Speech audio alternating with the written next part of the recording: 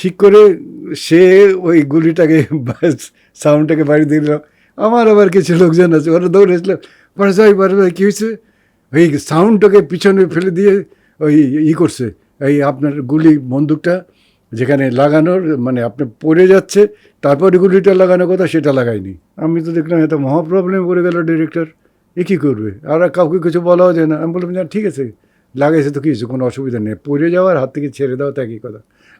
আমরা বড় দেখাতে চেয়েছি, আমাদের বন্ধুত্বটা অনেক বড়। আমরা ভুলক্রমে একজন আরেকজনকে হত্যা করার জন্য প্রমিস করেছিলাম এবং আমরা সেটা করেছি। কিন্তু আরও গণ্ডগোল একটু বাজলো। তখন হলো কি, নাম দেবে কাকে, তখন টাইটেলের মধ্যে নাম যাবে, মানে পোস্টারে নাম যাবে কারণ আগে, এইটা নিয়ে দিলীপের চুল ছেঁড়াছেড়ি গণ্ডগোল, মাথা টাথা গণ্ডগোল হয়ে গেল ওদের, কার নাম দেবে কাকে। আমি কিছু বলি না, আমি কাউকে কিছু বলি না, আমার নাম যাবে। আমি বললাম যে রাজ্জাক, আপনার যেটা খুশি দেন, রাজ্জাক সিনিয়র আমাদের, রাজ্জাকের নাম দিতে পারেন, আমার কোনো অসুবিধা নেই।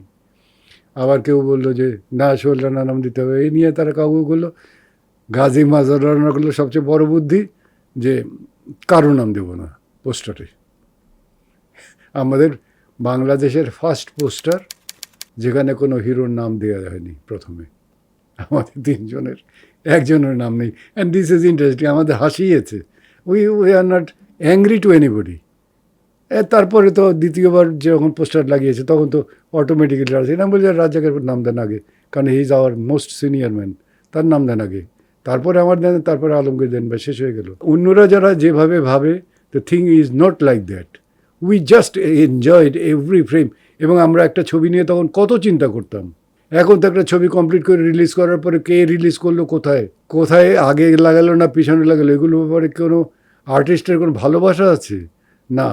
আমরা ফিল্মকে ভালোবাসতাম, একটা ডিরেক্টর ফিল্মকে ভালোবাসতো, একটা প্রডিউসার ফিল্মকে ভালোবাসতো, এবং সেই কারণের জন্যই তখন যেসব ছবিগুলো তৈরি হয়েছে সেগুলো আজও মানুষ মনে রাখে।